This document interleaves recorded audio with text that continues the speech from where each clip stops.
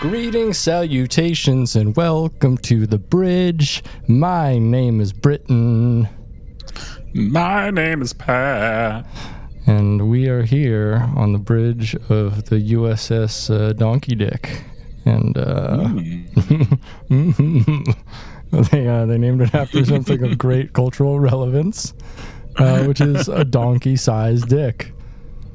Mm-hmm. You know, I always thought it'd be fun if someone's like nickname was Horsecock or something, and everyone's like, oh, well, they're probably hung like a horse, but turns out they just have like a cock shaped like a horse. Well, that is the name of a character in the Crossed comic. There's a guy named Horsecock. That's a great nickname. It's because he wields he's a biker that was crossed.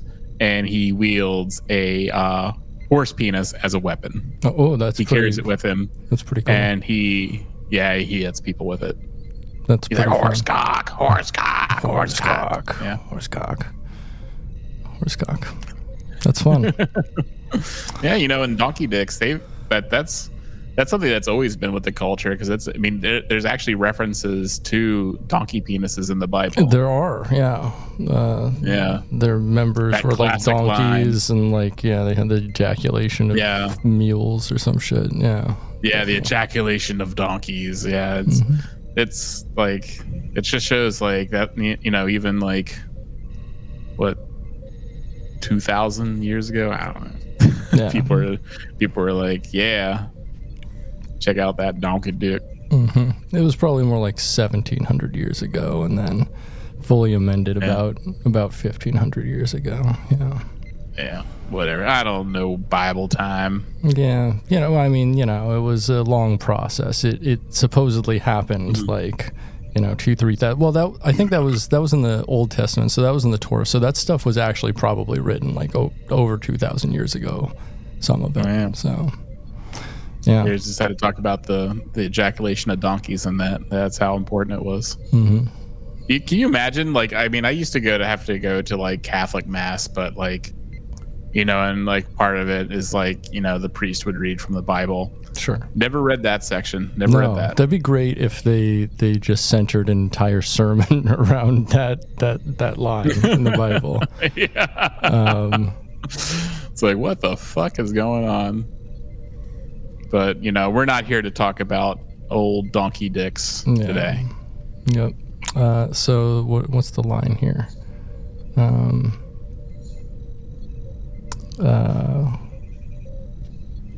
Gosh, what is it? It's like, she lusted after her lovers whose penises were like those of donkeys and whose semen were like those of a horse.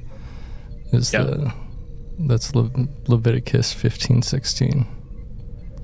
Like Leviticus, that's a different one. No, that's a different one. Leviticus 15:16 has another thing about being clean and ejaculation and shit. Yeah, Leviticus is honestly like the most fucked up part of the Bible, probably. Here we go. Ezekiel 23:20 is what it is. Oh, got you. Yeah. We should make shirts that say that. Yeah. Just has that, how John 3:16. Yeah, Ezekiel 23:20. God, I'm just imagining like a fucking like a mega church preacher like being like, and the Bible says it. The Bible says it's true that you lusted after lovers with genitals as large as donkeys and emissions like those of a horse. Praise Jesus. Like, what? I think that's the next merch drop for the Patreon subscribers. Ezekiel 23:20. It should look like an Austin 3:16 shirt, though. Yeah. Yeah.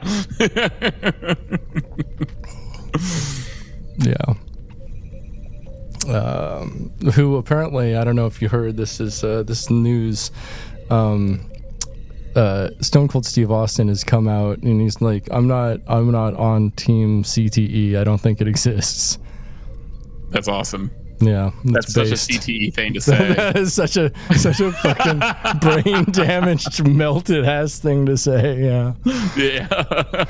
It's cool. It's pretty cool, man. I don't think brain injuries exist. Hello, I'm Steve Austin. I don't think brain injuries exist. He just keeps repeating himself to the interviewer. Oh man! Speaking of brain injury, did you know that we have a Patreon? I do, yes. Our Patreon's over at patreon.com/dumbidiotbs. And that's kind of an umbrella thing for all of our podcasts, including the one you're listening to, Soy Trek, The Media Dungeon, Prison Breakdown, My Wife, Dumb Idiot Bullshit, and Getting Head, a Bucket Cast. So for as little as $2 a month, that's fucking $2 a month. $2 a fucking month. You can help support us and, help keep us ad-free and editorially independent. And we really appreciate everyone who supports us on every single level, even the free members, as long as you're like engaging, checking us out, you want to have more, we appreciate that a lot. But for as little as $2 a month, you can do stuff like vote on what we watch every week. In this episode we're watching today, the Prelude to Axanar was suggested by one of our Patreon members. Oh, nice. Yeah, I'm glad they suggested that. It's nice to watch. Like, I mean, I was honestly expecting something of the level of, what was it? The Star Trek fan production stuff, the Borg Hunter and shit like that. The Borg Hunter, the USS Fauci. Yeah, USS Fauci, dude. This is like, I was pleasantly surprised. I was like, especially, when we get to the guest stars and everything, I was just like, what the fuck? Fuck? No, it was constantly pretty cool and surprising. So for $5 a month, you become a little producer of our show, and we say thank you to our producers every single month.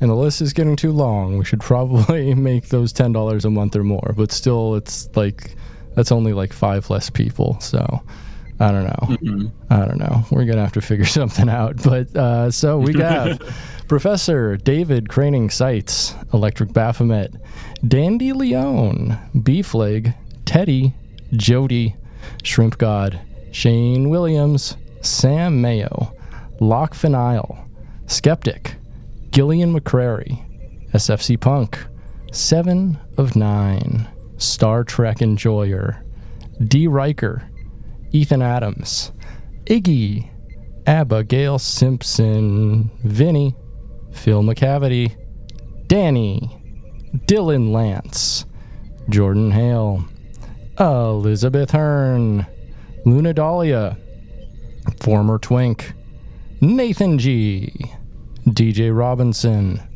Papa Poison, Awful Star Trek Drawings, Jose Martinez, Gabe Siciliano, Gursky, Jormore, Kyle Simmons, Nick Savard, Shane Sawyer, Anthony Cabrera, Seb, Robert Yolito, Asher Pliskin, and our good friends over at the Hate Speech Podcast. That's a list. That's a list of people that we thank so much for their support every week, and we appreciate you, everybody. So we love ya. For $10 a month, you get access to The Media Dungeon.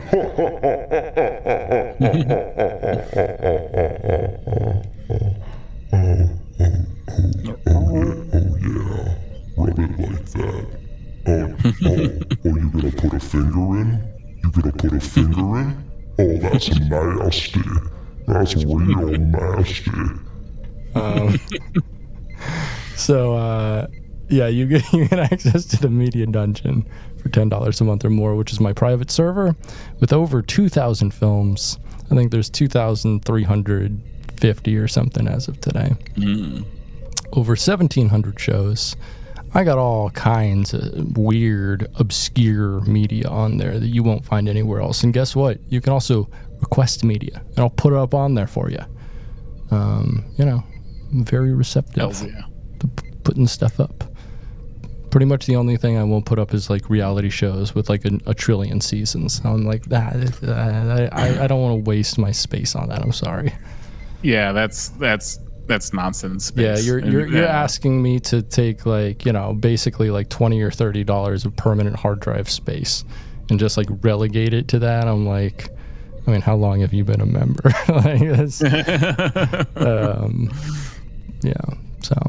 And also those are hard to keep up on because they're constantly making them.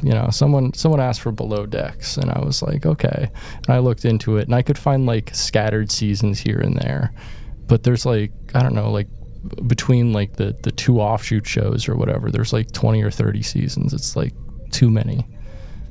Oh, wasn't that the show where there was like they caught like an attempted rape or something? Oh, really? I don't know. Maybe.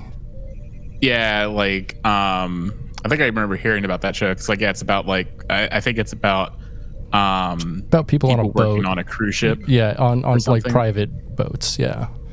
Yeah, and like I guess some guy got drunk and then like wandered into like a female crewmate's bunk and stuff and was harassing her. Uh-oh. So yeah, it was pretty wild.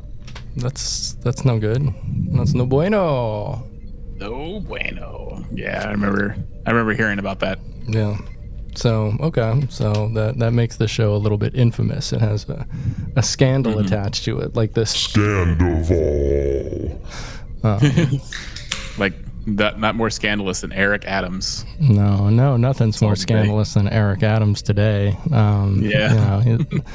He's got federally charged, or just found that he's okay, yeah. Yeah, federally charged. Yeah, federally charged with corruption.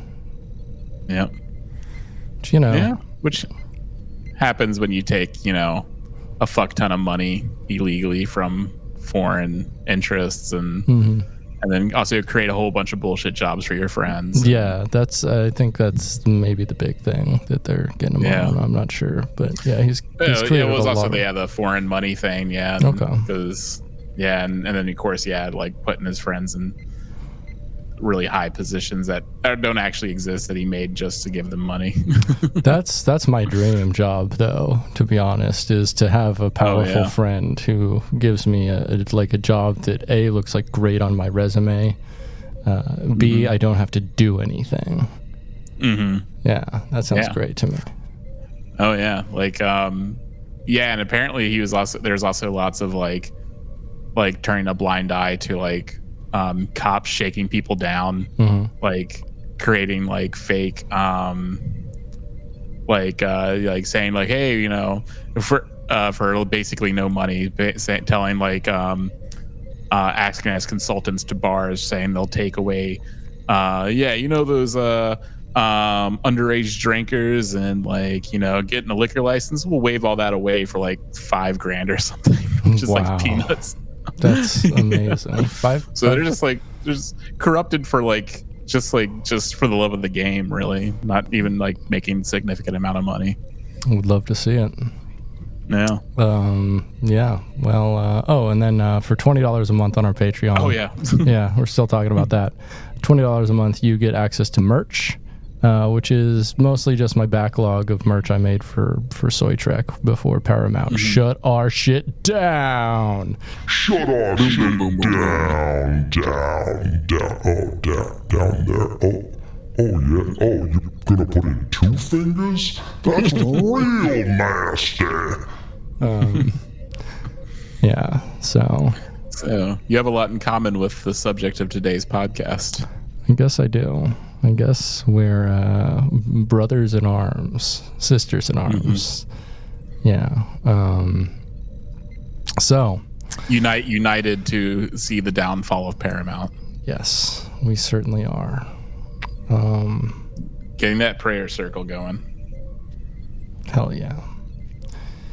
So, we ready to get into it now that we're done? I think so. Okay, so today we are talking about Prelude to Axanar, which the working title is Star Trek Prelude to Axanar.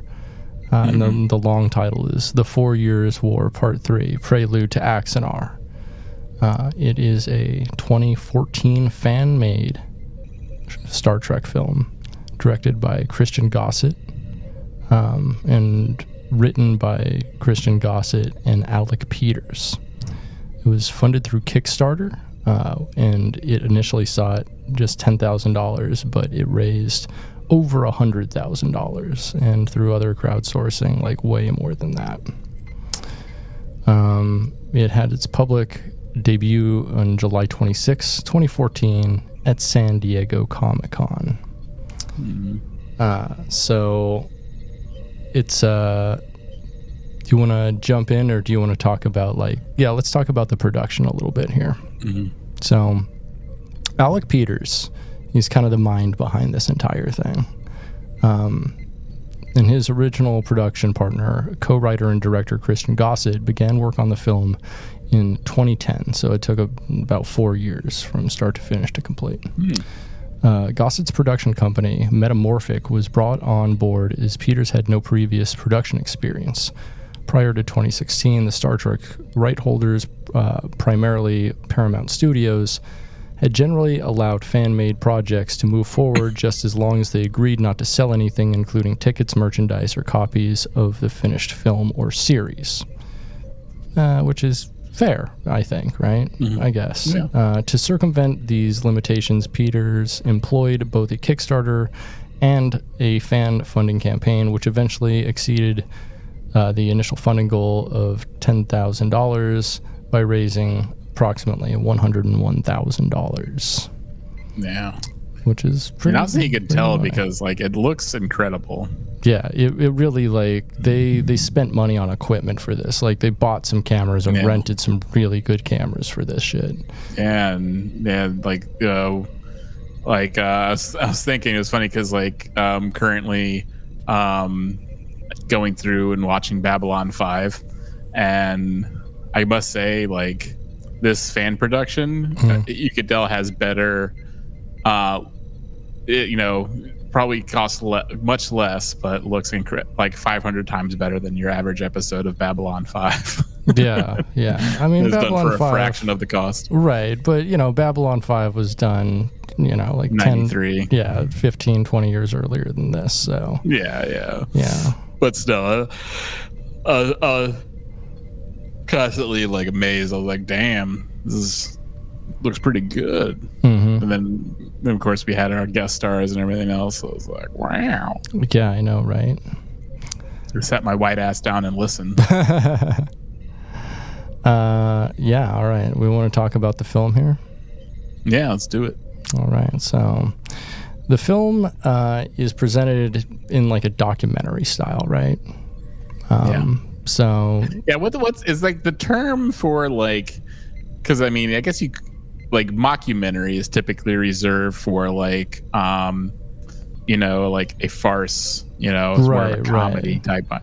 Yeah. So what would you call this kind of fake documentary?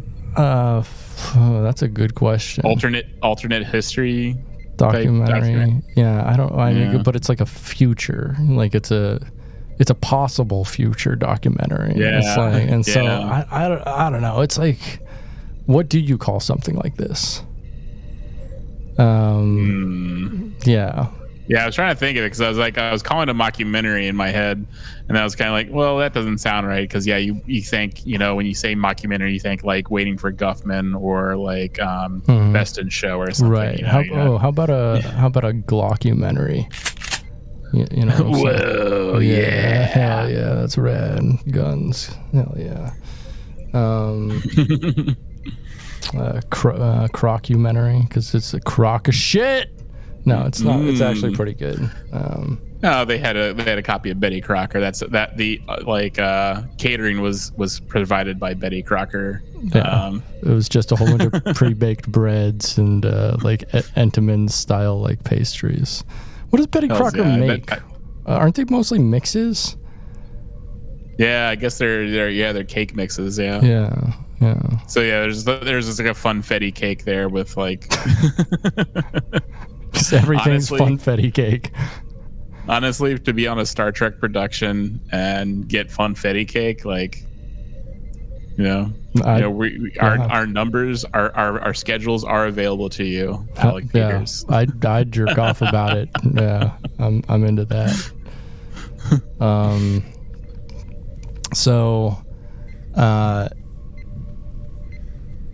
It's the movie's presented as a documentary pertaining to the 4 Years' War, which is a war with the Klingons, which is like a tie-in to the role-playing game from the 1980s, right? With the Klingon Empire, narrated by historian John Gill, who appeared in Patterns of Force, and featuring interviews of participants on both sides, both the Klingons and the Federation.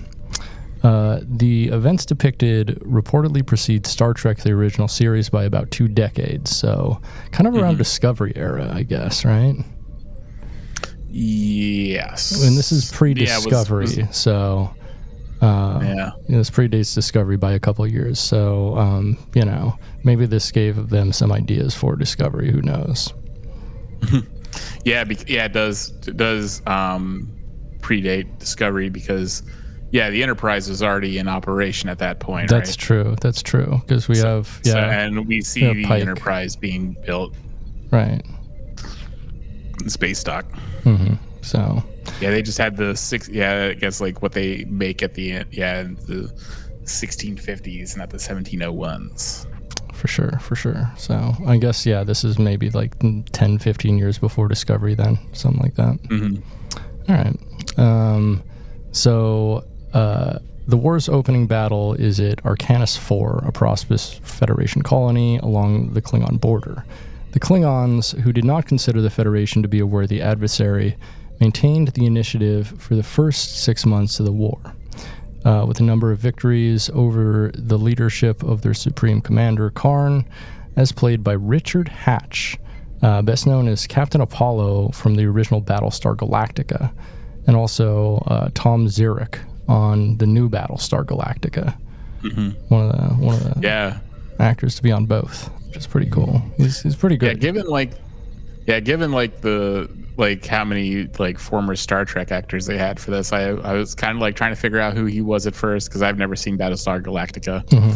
And so I was like, oh, okay. So one of the few actors who has not appeared on Star Trek. I think the only actor who hasn't appeared in Star Trek that's in this. Yeah, and the woman, she was also in Battlestar Galactica as well. Oh, interesting. I didn't realize that. But I don't know if she was in Star Trek ever. Yeah. It was very interesting to see him.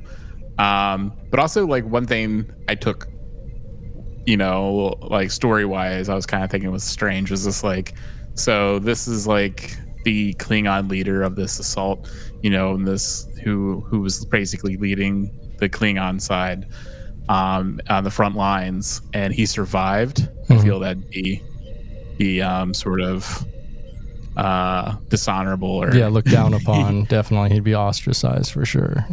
Yeah, he would have preferred to die in battle or commit ritual suicide before agreeing to sit down to do an interview. But but I do love the format though. But I just thought it was funny. So the Vulcan diplomatic delegation, who's under Ambassador Soval, who appeared on Star Trek Enterprise, and who's, Gary Graham. Yeah, the late Gary Graham who died earlier this year. Died this year. Yeah. He was a contributor to Breitbart News. Did you know that? I did not know that. Yeah, he definitely was. Yeah, one of those. Jesus, that sucks. So Breitbart had him and what's his face, Broccoli. Dwight Schultz. Yeah. So. Yeah. Yeah. I mean, there are a lot of Star Trekkers in there. Yeah. The right wing element that exists within Star Trek. Mm-hmm. Our what's her name? Our B'Elannas, our Chakotay's, our Shatners. Oh yeah. Speaking of Shatner, I actually watched. Are you familiar? Have you heard of Adam Carolla's Truth Teller, brought to you by Daily Wire? No, I am not, thankfully. Yeah, it was a 6-episode series that was like him doing like a stage show in Orange County, California, at like the studios for Daily Wire, and it was like him doing a comedy thing, but with guests. So it was kind of like a late night kind of setup, but it was like the same things every time that are not good, and like the same segments that suck and no one's interested in, and also Adam Carolla's stand-up, which is subpar at best. Abysmal. Yeah. It's amazing. Like, it's kind of funny thinking back. Like, he was basically thrust into success. Mm-hmm. Part of love, as Love Line and also the Man Show. Mm-hmm. But it's just like it's incredible that I mean maybe on Love Line he was funny at some point, but I don't know. I feel like the Man Show he probably coasted on the writers a bit more, and then like left on his own devices, he just tells the same stories over and over again, and they're all the same, like, old man, get off my lawn, I hate new things stories. Man needs to eat stew. Yeah, right. I love his fucking tweet. It's like, more men wear bracelets than eat stew these days, or something like that. And it's like, what do you mean by that? That's like, I feel I've actually seen a man wearing a bracelet eating stew before in my life. So. I'm sure I love stew, and I wear several bracelets. Yeah, and I'm not again, a man, so I don't know. So I guess like you actually cancel out that number, and so then like, and I think most people who eat stew have probably worn a bracelet. Does like a watch count as a bracelet? I'd say it does, and I think he's fine with watches because they're like a status symbol, and he wants to look, highfalutin. Yeah, so I would gather a guess that yes, there are more men who wear bracelets than eat stew, because I'm sure there are guys who just don't like stew but also wear a watch. Yeah, but anyone who has an opinion like that, they just have the grossest balls. Like, I feel so bad for his wife having to go down on that. Like, oh my God. Like, just an incredibly divorced man. Oh yeah, gosh. I don't know if he's married. He feels very divorced. God, I hope he's not. I feel like I honestly feel we've looked it up before. I feel like we have, to be honest. Like maybe recently. We've discussed it. Yeah, we've looked up like some people being divorced before. So no, yeah, he got divorced. He's divorced. yeah, I think he's definitely divorced. Yeah. Only married once, surprisingly. I'm surprised he's not divorced more than once. But he was married for 19 years, which is surprising. Jesus. Oh yeah, no, we did look this up, and we were like, yeah, his wife's kind of a smoke show. That's weird. Yeah. Good for her. I hope she's living her best life while he's like spinning around being mad at Stu and like doing terrible comedy shows, calling himself canceled and working for the Daily Wire. Yeah, gross. Yeah, he's the comedy wing of the Daily Wire. So anyway, I watched Truth Yeller with Will Shatner as the guest. And it sucked. It was miserable. Will Shatner didn't get too political on there, but he did say "fuck Joe Biden." That's funny. Yeah, and the crowd went wild. No, he didn't, because he's like, well, where the Let's Go Brandon came from. It's fuck Joe Biden, and the crowd went yay. Yeah, it's just an 80-year-old man spitting people into a frenzy. 90-year-old man. 90-year-old man. 90-year-old. That's he's 90 right. fucking years old. That's insane. He talks about it a lot, but he's like surprisingly nimble for a 90-year-old man, to be honest. Yeah. Like his eyes are always wet though. I don't know what that's about. Yeah, but he's got his wits about him. Maybe he's on a bunch of cool medication. He's probably on a bunch of great medication. Yeah, I mean, I'm sure all those Star Trek residuals have afforded him like unlimited, pills that are like not accessible. They're only accessible to the people, who live in the outer reaches. In the flat Earth theory, there's like the secret continents where all the rich people live. Right. And he gets the drugs that only the people in the secret continents get. Right. Adam Carolla. Like Tupac comes drugs. and brings it to him. Tupac would be like the Amazon delivery guy in the outer reaches where only the rich people live. Yeah, he just does it just to have fun and talk to people. Yeah, right. And, he has nothing to do all day, and he's like, well, someone needs to deliver these fucking packages. And he's just retired on the rich people islands, and he's like, you know what? He's like the retired guy who does Uber just so he can talk to people. He's that guy. Yeah. Tupac must be feeling pretty vindicated now with like the Diddy allegations and stuff. Mm-hmm. I hope like so. Diddy getting arrested. Yeah. So the Vulcan diplomatic delegation under Ambassador Saval is overseeing negotiations with the Klingons and are left with little room to maneuver in their negotiations. So in response to the losses suffered in the war, Starfleet appoints a new commander-in-chief in Admiral Marcus Ramirez, played by Tony motherfucking Todd, which is a huge get for this shit. I lost my mind when I saw him. I know, me too. I'm like, no way that's Tony Todd. And I went and looked up the Wikipedia, and I'm like, that's Tony motherfucking Todd. Damn, okay. They fucking landed like a real name. That's fucking nuts. We love to see Tony Todd. He was Kern, older Jake Sisko. Yep. Who else was he in Star Trek? The Candy Man, when he made an appearance in that one episode. He was the Candy Man. No, we'd love to see Star Tony Trek Todd. veteran Tony Todd. Yep.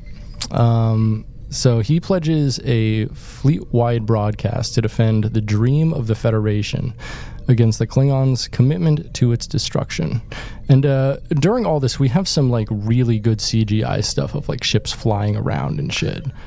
The CGI is incredible. For 2014 especially, it holds the fuck up. For a fan production from 2014, I'm like, damn. That's why honestly I was surprised. It was like the entire time I was thinking like, oh, this came out like 2-3 years ago. Like that's what I was kind of thinking. Like I was thinking like, oh, since like it almost felt like it could have been a film that was filmed during COVID or something. Right.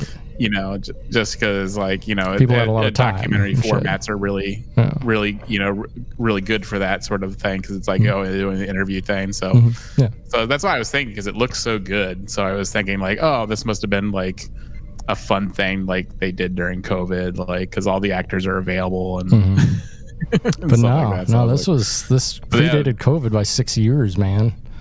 Yeah, I was like, when I saw 2014, I was like, whoa, it still holds up so good. So Ramirez, as new commander-in-chief, oversees the creation of the Ares-class cruisers, Starfleet's first warships, to counter the Klingons' mainstay. But we were told that the Defiant was the first warship. To counter the Klingons' mainstay, which is the D6 battlecruiser. We're also introduced to Admiral Samuel Travis, played by none other than J.G. motherfucking Hertzler, Martok. Yeah. I was like, wow, they had Tony Todd. What are they go? Who else are they got to have in this? And then J.G. Hertzler. I was like, what the fuck? Yeah, no, I was so on board once fucking Martok shows. Well, first I think it goes like, whoa, they have Gary Graham. Whoa, they have Tony Todd. Oh my God, they have J.G. Hertzler. Yeah, right. it was they ramped up, like, in my opinion. Well, I mean, Tony Todd was a get, but J.G. Hertzler to me is like the get because I fucking love Marduk. That dude rules. I hear he's just like one of the genuinely awesome person. Yeah, he seems like a rad dude. Like he's woke as fuck. Like he's actually like I follow him on Facebook, and he's like one of the few, like he's the only Star Trek person on Facebook that's not like an idiot or like just trying to sell you something or or Will Wheaton or like or just like a liberal, like George Takei basically. No, he's like actually like strays into leftism not apparently, like occasionally, and it's pretty cool. Nice, pretty cool to see. Yeah, he rules.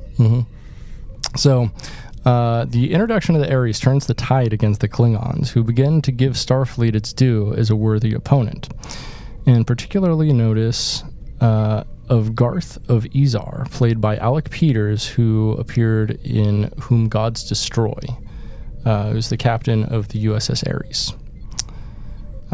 Yeah, it was actually kind of like, given like how all the other actors so far were pulled from, Star Trek. I was trying to I was squinting my eyes at him. I was like, do I recognize him from anything? But no, he is the guy who made Axanar.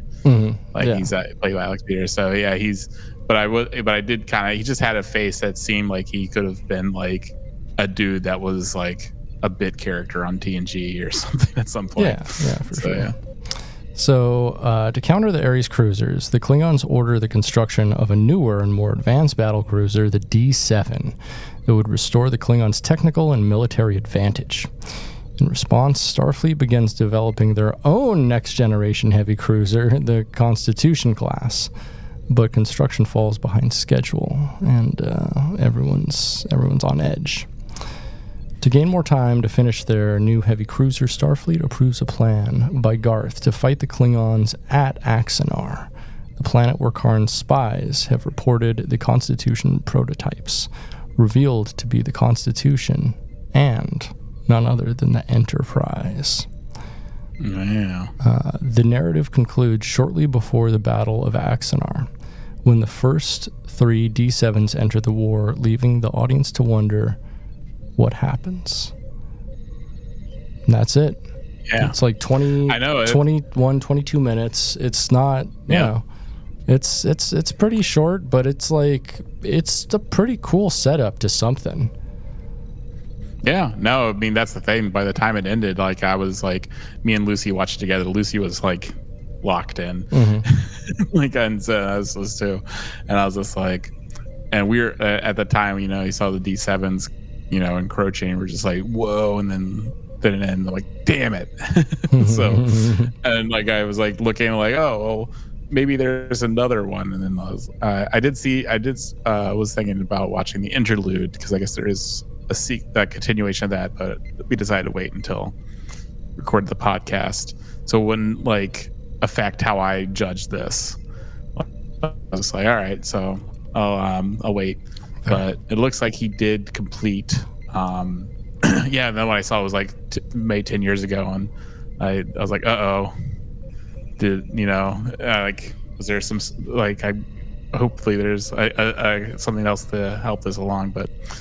Yeah, it seems like he just recently came out with the interlude, which is like more cinematic outside of the documentary format, and he's also going to be releasing something soon with other guest stars. I think 2 episodes is what he said of something. So, but we'll talk about that a little bit. First, I want to talk about little legal troubles here.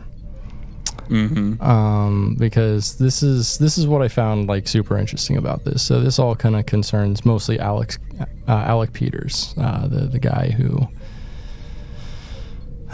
did this whole production, kind of took it on. Not the director, but the guy who does like everything else. So on December 29th, he produces. Yeah, on December 29th, 2015, CBS and Paramount Pictures filed a copyright lawsuit seeking damages in the U.S. District Court for the Central District of California, alleging that the Axanar works infringed their rights by making use of the Klingon language and, quote, innumerable copyrighted elements of Star Trek, including its settings, characters, species, and themes, unquote. On March 28th, 2016, Axanar Productions filed a motion to dismiss or strike Paramount and CBS's claims on the basis that the elements mentioned in the court filing were not protected by copyright, and it was seeking premature relief from a work, the Axanar film, that did not exist. Because by this time they had done a Kickstarter for a feature film, which we'll talk about a little bit more later. Yeah, and really, I was kind of curious about like, okay, yeah, they're suing it, but like, how are they making lots of profit on this? It seems more of a labor of love than anything else. Definitely, right? Doesn't seem like it's not something that he seems to like. This is going to be something I'm going to like strike it rich with, right? Like, and it would be one thing if he like if he just took all the Kickstarter money and ran, and like we didn't hear from him again or something like that. Which so many people have done in the past. Like there was like a Gamergate documentary that infamously like some guys who were mad at Anita Sarkeesian, years ago, and I guess they created like a Kickstarter saying that they're going to make this amazing movie, but they ended up running away with all of it, and like one of the guys ended up admitting on camera that he basically spent all the Kickstarter money on strippers. Cool. I mean, that's cool, but that's not cool also. You know what I mean. Here's my favorite part of this. So on May 9th, 2016, the motion to dismiss the lawsuit was denied. Later that month, none other than our buddy J.J. Abrams said that within the next few weeks, it will be announced this is going away. Abrams said he pushed the studio to stop the lawsuit because, quote, we realize this is not the appropriate way to deal with the fans, unquote. This statement by Abrams had no apparent effect on the lawsuit since the case was scheduled for a jury trial in early 2017. Jesus, Paramount's just like cutthroat.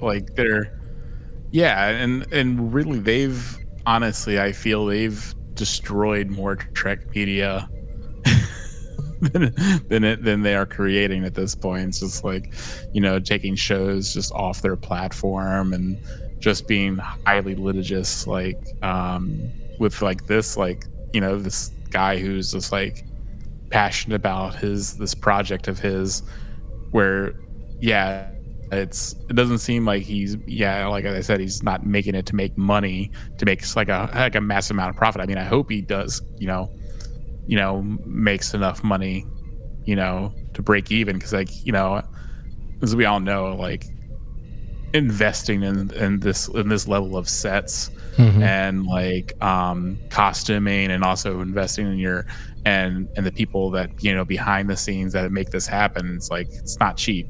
It's just like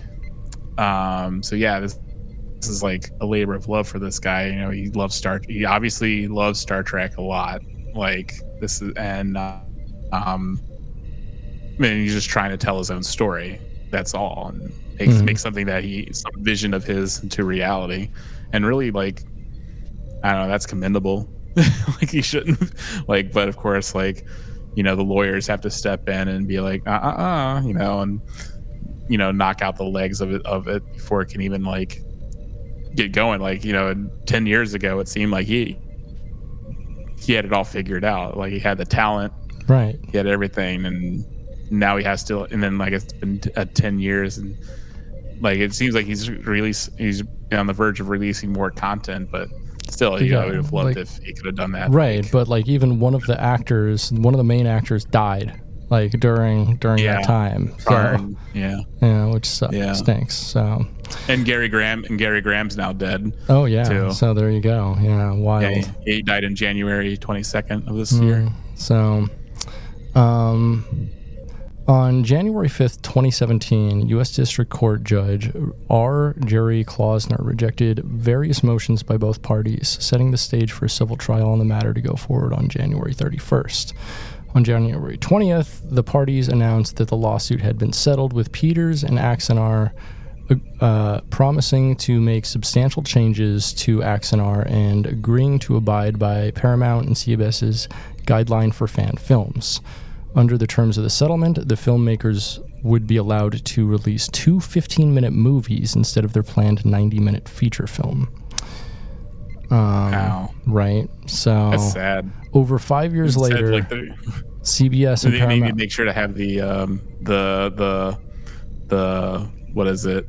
You know, their CIA project, that movie that they're coming out with. You know? Right. Fucking Section 31. Much rather watch. I'd much rather watch this. I thought it was much more interesting. You know, Yeah. It's like, and this they like, especially the documentary format. It's like, it's an interesting way to like this.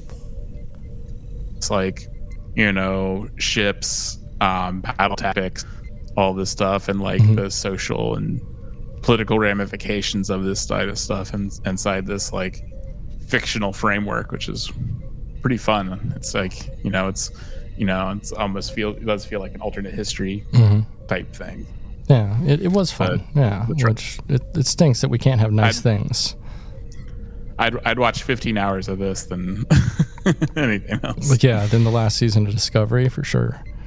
Yeah, honestly. Yeah. Or Picard season 2. Like, come on. Ugh. So I'll never get that time back. That's like 10 hours. It actually gets worse. So over 5 years later, CBS and Paramount began arbitration proceedings against Axanar Productions and Alec Peters on May 23rd, 2022, stemming from Peters and Axanar's breaches of the settlement agreement. Hearings were held and found in favor of Paramount and CBS. In the award, the arbiter found in support of CBS and Paramount, and resulted in Peters owing $292,372.54 in attorney fees and costs plus interest, including a rate of $80.10 per day for 10 years. Yeah, that's why I hate the American legal system so much, because it's like, as long like Paramount has like endless money behind their lawyers, and yeah, like, they don't need that fucking money. becomes, they don't need that money. That's a rounding error to them. They don't need it. They don't notice it. Yeah, and really like how they typically win these sort of things is like just, you know, basically bankrupting their competition, attrition, you know, and and just like the defendant, like obviously like this guy, you know, he had to raise Kickstarter money to make this movie. And really, he's not harming anyone. Like everyone, he attributes properly to the, you know, who Star Trek belongs to, is created by. It's not like he's like trying to, I don't know, like undo like Paramount's hold on Star Trek. It's obviously a fan film. Like people have made fan films since fandoms have begun. You know, it's like people have always made fan films. I think you know, J.J. Abrams had like once released like showed like his fan films that he made when he was a child. Like every director does that kind of thing. And it's just like, to just sue over this thing that's clearly like not in any way a competition to him, and merely just like a celebration to the fans of Star Trek and everything else. It just seems cruel and cruel and unusual, honestly. Yeah, it's cruel and fucking pointless too. It's like a waste of resources. It's a waste of time.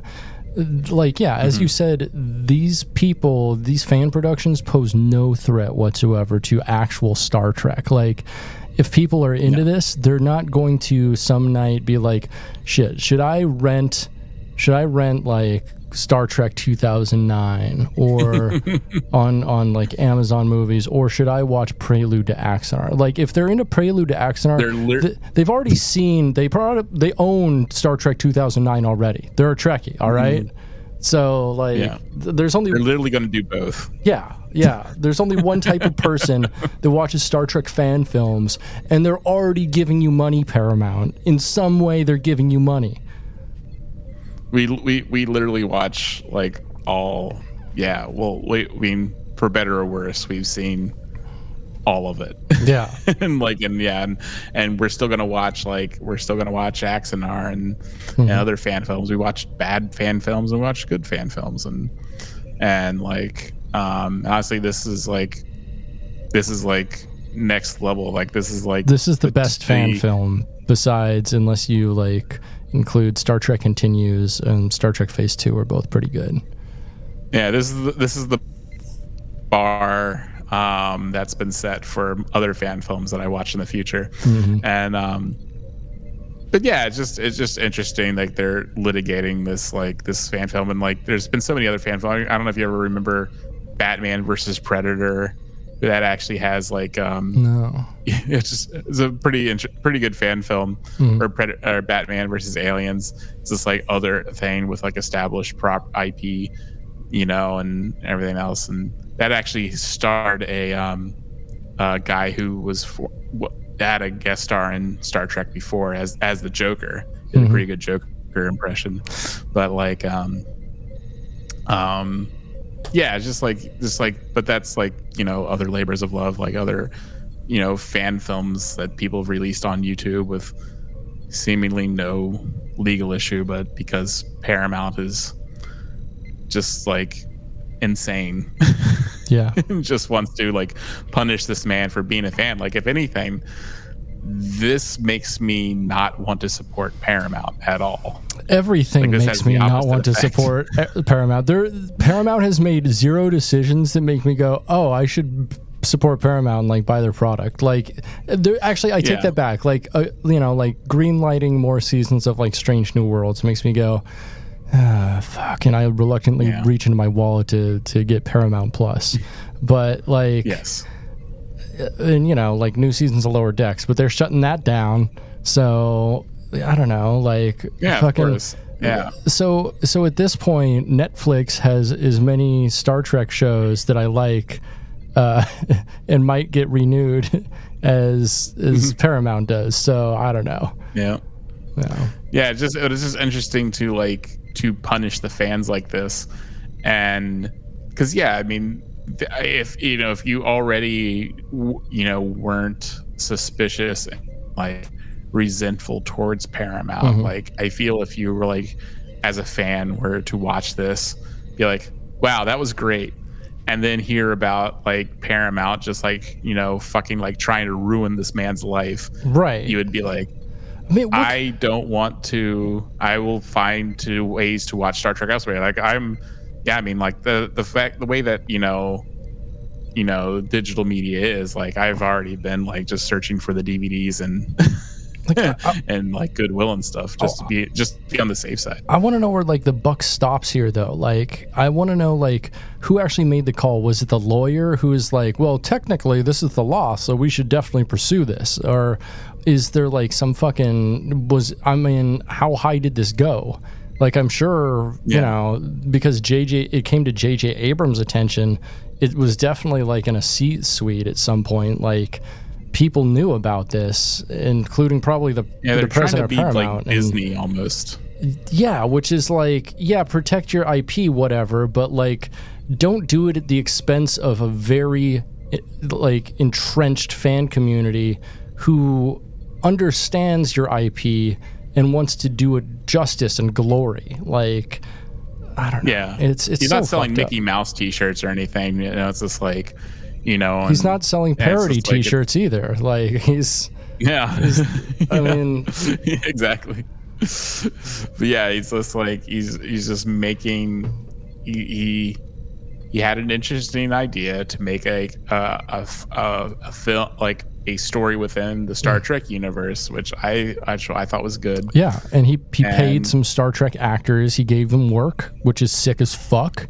Love that. Yeah, love it. Yeah, and it's just like, but yeah, it's like to treat him like he is somehow a threat to to Paramount and its hold on the Star Trek IP. It's just like, it's laughable. It's just like it shows like a misunderstanding of how people interact with fan productions. I think, and just how fans, because like all fans, ourselves included, we use Star Trek as a vehicle to make interesting art, memes, right? To make interesting things. Social music, reproduction.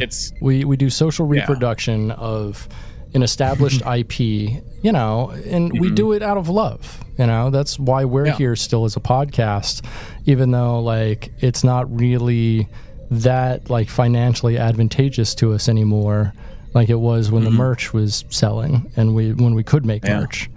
But it's whatever, we do it for the love and that sweet Patreon money. Come and take it, Paramount. Yeah. Or don't. Please don't. Please no. Please no. Don't dare them. They're listening. We know they're listening now. And let this man make more than 2 15-minute films. That's a slap in the face. Like, he obviously had like a whole thing. Like, I would have loved to see like a feature-length documentary style of this. Like, that would be so cool. I would watch the shit out of that. And if he had like even like a slightly bigger budget, like he could have probably done more recreations of like, hired more actors and things, because he did have like a couple like scenes, like at Federation headquarters when Admiral Ramirez is addressing everyone, and obviously that was CGI, but it would be interesting to have more like group shots and stuff with like. What would make my dick so fucking hard is like a Ken Burns style Star Trek documentary. I would watch the mother living shit out of that. Like something about like, the 4 Years of War or whatever. Oh my God, I would watch the shit if it was done in the style. Now, like Peters is wearing that weird wig. Oh yeah. Oh fuck yeah. He's wearing Ken Burns' wig. Oh yeah. Or is he trying to pass it off as his real hair? Is he? I don't know. It's been a while since I've seen Ken Burns. He looks weird though, doesn't he? He has a weird haircut that looks like, or it's like. That haircut. Yeah, right. Yeah. No, that can't be real hair. Right? No.